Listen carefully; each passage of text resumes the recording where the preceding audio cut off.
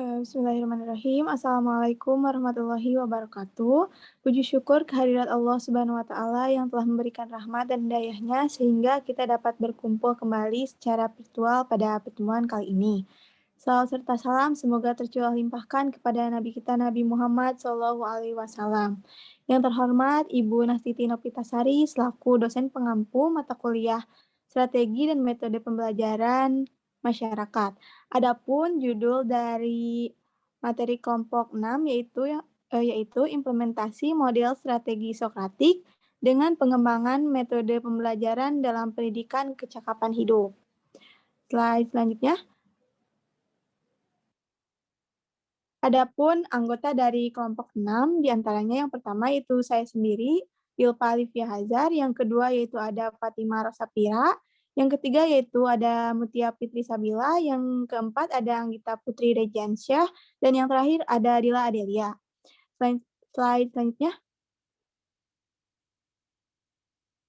Adapun pemaparan materi yang akan disampaikan oleh kelompok 6 yang pertama yaitu konsep dasar program pendidikan kecakapan hidup perempuan. Yang kedua yaitu penerapan strategi Sokratik dan metode pembelajaran pada pendidikan kecakapan hidup perempuan. Yang ketiga, faktor yang melatar belakangi pemilihan metode pembelajaran pada pendidikan kecakapan hidup perempuan. Yang keempat, alasan penerapan strategi Sokratik dan metode pembelajaran pada pendidikan kecakapan hidup perempuan. Dan yang terakhir, kelebihan dan kekurangan strategi Sokratik dan metode pembelajaran pada pendidikan kecakapan hidup perempuan. Nah, slide selanjutnya. Slide selanjutnya ini adapun pemaparan materi oleh Anggita Putri Regiansyah, kepadanya dipersilahkan.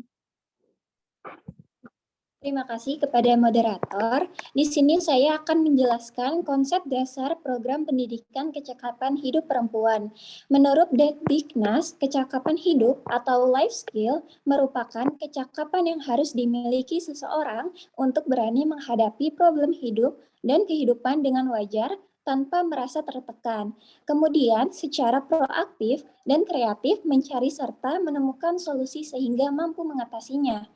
Life skill merupakan kemampuan komunikasi secara efektif, kemampuan mengembangkan kerjasama, melaksanakan peranan sebagai warga negara yang bertanggung jawab, memiliki kesiapan yang serta kecakapan untuk bekerja, dan memiliki karakter etika untuk terjun ke dunia kerja. Slide selanjutnya. Lalu, menurut Dirjen PAUD, Bimbingan Kecakapan Hidup Perempuan atau BKHP merupakan tindakan pembelajaran yang berpihak pada kaum perempuan dalam peningkatan kecakapan hidup, meliputi kecakapan akademik, kecakapan sosial, kecakapan personal, kecakapan faksional, dan menurut Selamat, kecakapan hidup life skill terbagi menjadi dua kategori. Yang pertama, kecakapan hidup yang bersifat dasar. Apa yang dimaksud dengan kecakapan hidup yang bersifat dasar ini adalah kecakapan yang bersifat universal dan berlaku sepanjang masa, tidak tergantung pada perubahan waktu dan ruang. Lalu yang kedua, kecakapan hidup yang bersifat instrumental. Yang dimaksud dari kecakapan hidup ini adalah bersifat relatif, kondisional, dan dapat berubah-ubah sesuai dengan perkembangan zaman, ruang, waktu, situasi, dan harus diperbaharui secara terus-menerus sesuai dengan perubahan. Saya kembalikan kepada moderator. Terima kasih. Baik, terima kasih Saudari Anggita. Selanjutnya pemaparan materi oleh Saudari Mutia, kepadanya disilakan. Bismillahirrahmanirrahim, saya Mutia Sabila. Di sini saya akan membahas mengenai penerapan strategi Sokratik dan metode pembelajaran pada pendidikan kecakapan hidup perempuan. Nah, di mana metode yang digunakan dalam proses pembelajaran ini dalam upaya mendukung tujuan program yaitu diantaranya metode ceramah, tanya jawab, curah pendapat, dan demonstrasi, itu praktek. Nah, hal tersebut ini dimaksudkan untuk mempermudah warga belajar dalam memahami materi yang diberikan oleh tutor. Nah, pendekatan yang digunakan dalam proses pembelajaran pada program pendidikan kecakapan hidup perempuan ini yaitu partisipatif andragogi, pendidikan orang dewasa. Nah, di mana dengan menerapkan strategi Sokratik ini dengan melibatkan peran serta warga belajar dengan memanfaatkan pengalaman warga belajar sebagai bagian dari materi pembelajaran. Nah, media yang digunakan dalam upaya mendukung proses pembelajaran ini yaitu infocus, komputer, papan tulis, beda tulis, dan alat praktek dan bahan ajar keterampilan. Hasil penelitian di lapangan menunjukkan bahwa pelaksanaan program pendidikan kecakapan hidup ini merupakan proses interaktif edukatif antara warga belajar dengan komponen-komponen lainnya. Nah, di mana komponen tersebut yang pertama ada masukan sarana. Nah, meliputi sumber dan fasilitas yang memungkinkan bagi seseorang atau kelompok dapat melakukan kegiatan belajar. Selanjutnya ada masukan mentah, yaitu peserta didik dengan berbagai karakteristik yang dimilikinya. Masukan lingkungan, yaitu faktor lingkungan yang menunjang atau mendorong berjalannya program pendidikan. Selanjutnya ada proses yang menyangkut interaksi antara masukan sarana, terutama pendidik dengan masukan mentahnya, yaitu peserta didik itu warga belajar. Selanjutnya ada keluaran atau output, yang mana merupakan kuantitas lulusan yang disertai dengan kualitas perubahan tingkah laku yang didapat melalui kegiatan belajar yang membelajarkan.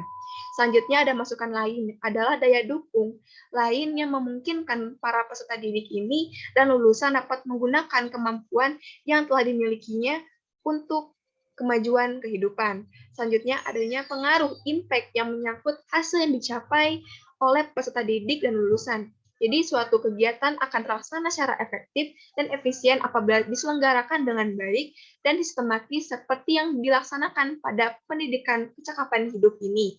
Nah, di mana bahwa pelaksanaan pembelajaran ini menggunakan pendekatan andragogi yang memanfaatkan pengalaman-pengalaman warga belajar sebagai sumber belajar untuk terlibat dalam perencanaan, pelaksanaan, dan penilaian pelatihan. Oleh karena itu, dalam proses pembelajaran ini ditekankan penggunaan yang bersifat menyadap pengalaman mereka seperti dalam kelompok diskusi, latihan praktek, demonstrasi, dan bimbingan konsultatif. Dengan pendekatan tersebut lebih banyak melibatkan diri dan partisipasi peserta dalam proses pembelajaran ini, maka makin aktiflah peserta dalam proses pembelajaran. Maka banyaknya pula terjadi belajar pada diri warga belajar tersebut. Evaluasi yang diduga terhadap warga belajar ini dilakukan pada akhir kegiatan sebelum narasumber juga menyimpulkan bahwa materi pembelajaran berupa evaluasi, tanya jawab dengan memaksudkan untuk mengukur pemahaman atau penerapan materi oleh warga belajar.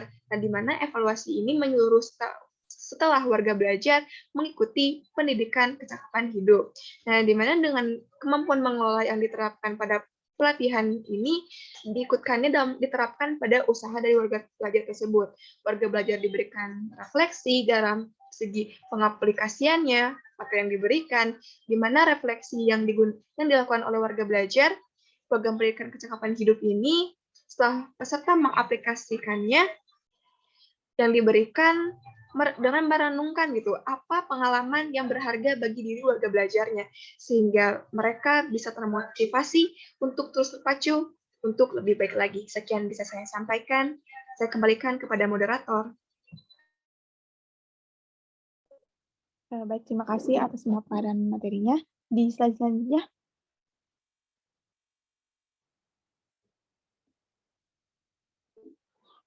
Dilanjutkan ke slide selanjutnya, yaitu mengenai faktor yang melatar belakangi pemilihan metode pembelajaran pada pendidikan kecakapan hidup perempuan akan dipaparkan oleh saya sendiri.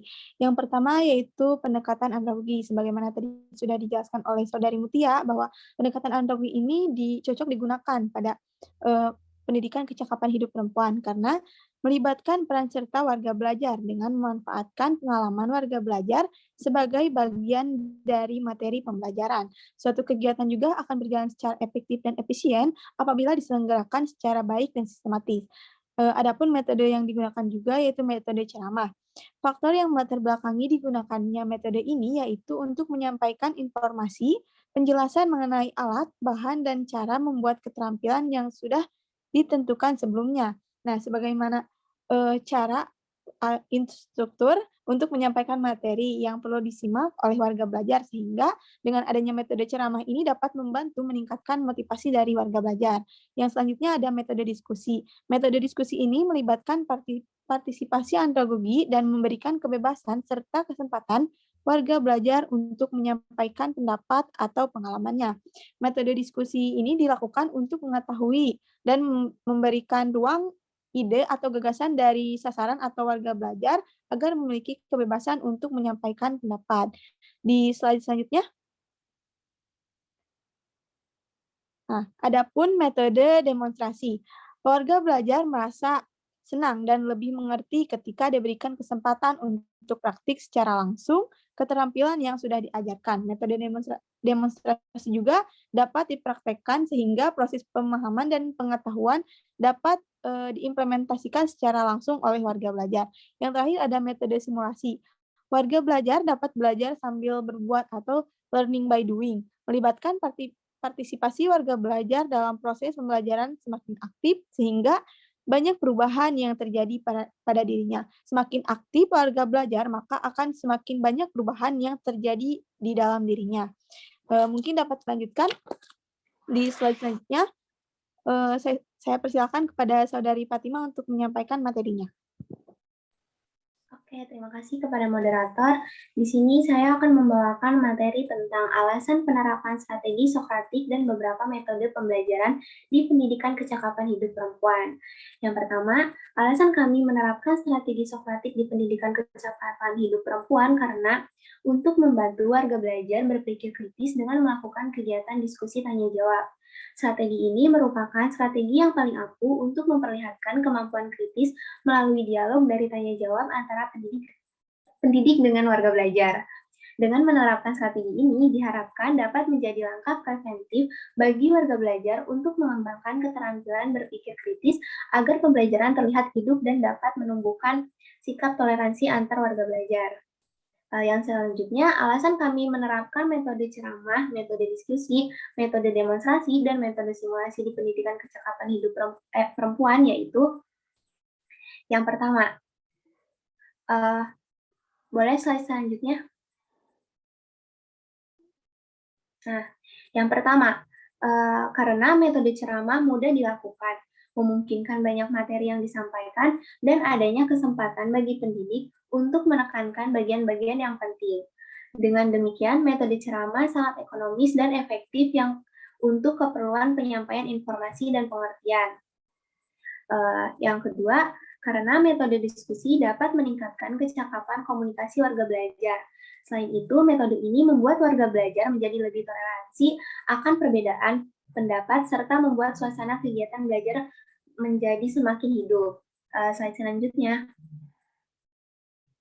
Nah, yang ketiga, karena metode demonstrasi sangat membantu warga belajar untuk terus konsentrasi dari seluruh pikiran, perasaan, dan kemauan warga belajar terhadap sesuatu yang sedang dipertunjukkan. Yang keempat atau yang terakhir, karena dengan metode simulasi dapat mensimulasikan atau mengaplikasikan sebuah kasus atau permasalahan pada kehidupan sehari-hari. Warga belajar yang membuat warga belajar dapat menjadi lebih menjiwai akan keberadaan kasus atau permasalahan tersebut. Sekian dari saya, terima kasih. Saya kembalikan lagi kepada moderator. Baik, terima kasih. Pemaparan materi selanjutnya akan disampaikan oleh Saudari Dila. Kepada Saudari Dila, dipersilakan. Baik, terima kasih moderator. Di sini saya akan memaparkan materi mengenai kelebihan dan kekurangan strategi Sokratik dan metode pembelajaran pada pendidikan kecakapan hidup perempuan. Strategi pembelajaran yang digunakan pada program pendidikan kecakapan hidup perempuan yaitu strategi Sokratik. Dalam penerapan atau penggunaan strategi Sokratik ini tentu memiliki kelebihan dan kekurangan. Berikut kelebihan dan kekurangan penggunaan strategi Sokratik dalam pembelajaran. Yang pertama ada kelebihan strategi pembelajaran Sokratik. Menurut Lamendola dalam Pahlepi yaitu sebagai berikut. Satu, ada membimbing sasaran atau warga belajar berpikir rasional dan ilmiah. Yang kedua, mendorong warga belajar untuk aktif belajar dan menguasai ilustrasi pengetahuan. Yang ketiga, menumbuhkan motivasi dan keberanian dalam mengemukakan pendapat dan pikiran sendiri. Yang keempat, memupukkan rasa percaya diri pada diri sendiri. Yang kelima, meningkatkan partisipasi warga belajar dan berlomba-lomba dalam belajar yang menimbulkan persaingan yang dinamis. Dan yang terakhir yaitu menumbuhkan rasa disiplin. Di samping itu, terdapat kekurangan strategi Sokratik, di antaranya metode metode pembelajaran Sokratik ini dalam pelaksanaannya masih sulit dilaksanakan pada sekolah tingkatan rendah, sebab peserta didik belum mampu berpikir secara mandiri. Lalu metode pembelajaran Sokratik ini terlalu bersifat mekanis, di mana warga belajar dapat dipandang sebagai mesin yang selalu siap untuk digerakkan. Yang ketiga, lebih menekankan dari segi efektif atau aspek berpikir daripada psikomotoriknya. Dan yang terakhir yaitu kadang-kadang tidak semua pendidik selalu siap memakai strategi ini karena strategi Sokratik menuntut dari semua pihak, baik pendidik maupun warga belajar yang sama-sama aktif untuk belajar dan menguasai bahan atau ilmu pengetahuan. Slide selanjutnya. Selain selanjutnya yaitu penggunaan metode pembelajaran pada program ini yaitu menggunakan metode diskusi, ceramah, demonstrasi, dan metode simulasi. Keempat metode tersebut memiliki kelebihan dan kekurangan pada saat diterapkan dalam pembelajaran. Yang pertama yaitu metode diskusi memiliki kelebihan dan kekurangan pada saat diterapkan dalam pembelajaran sebagaimana dikutip dari Anggraini, yaitu yang pertama ada kelebihan dari metode diskusi yaitu menyadarkan peserta didik bahwa masalah dapat dipecahkan dengan berbagai jalan dan bukan satu jalan atau satu jawaban saja. Yang kedua yaitu menyadarkan peserta didik bahwa dengan berdiskusi mereka bisa saling mengemukakan pendapat secara konstruktif sehingga dapat diperoleh keputusan yang lebih baik. Yang ketiga, membiasakan peserta didik untuk mendengarkan pendapat orang lain sekalipun berbeda dengan pendapatnya sendiri dan membiasakan bersikap toleran. Adapun kekurangan metode diskusi ini yaitu yang pertama yaitu tidak dapat dipakai dalam kelompok yang besar.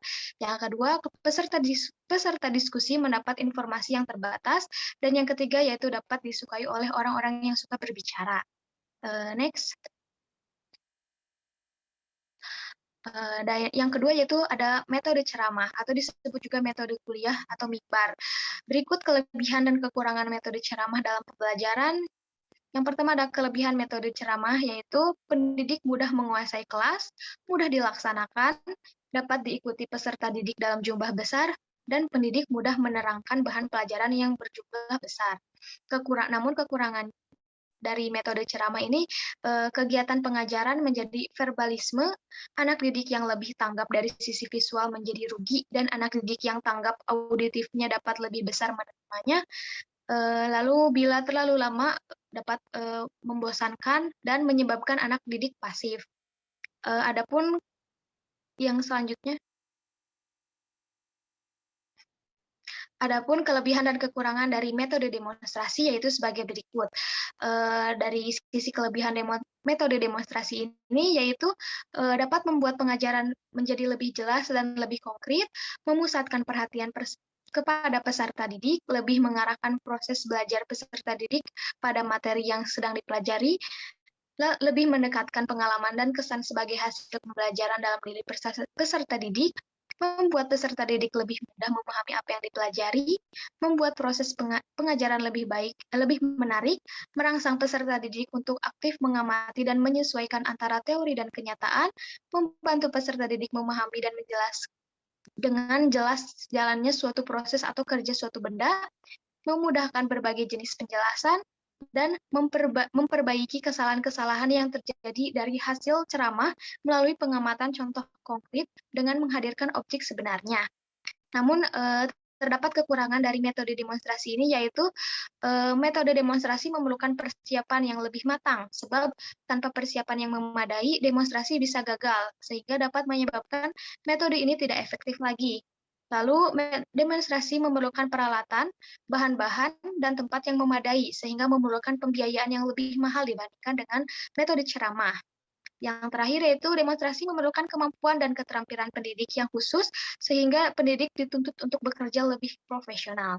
Sekian dari saya serahkan kepada moderator. Baik, terima kasih Saudari Dila. Selanjutnya pemaparan materi kembali oleh Saudari Anggita. Kepadanya disilahkan.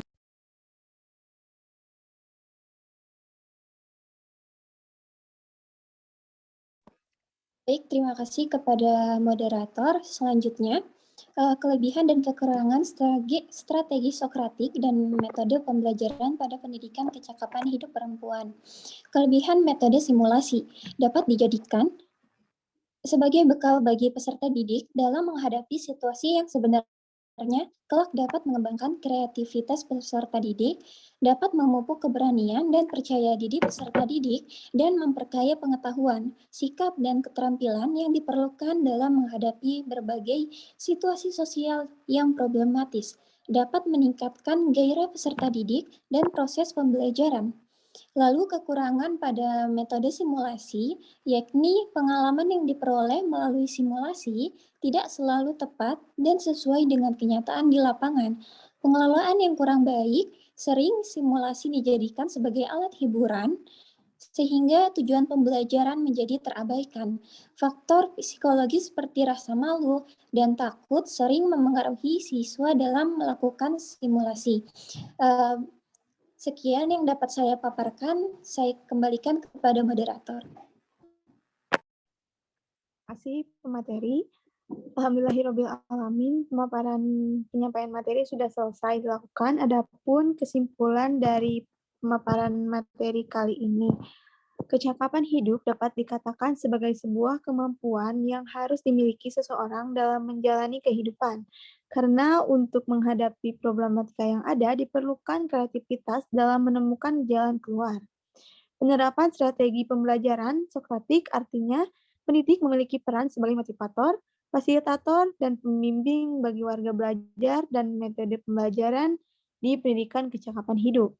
Faktor yang melatar belakangi pemilihan model pembelajaran secara keseluruhan di antaranya yaitu proses pembelajaran, kondisi tempat, cara penyampaian informasi, kebebasan yang diberikan dalam belajar, partisipasi andragogi yang melibatkan pengalaman peserta didik, tingkat kemampuan dan pemahaman peserta didik.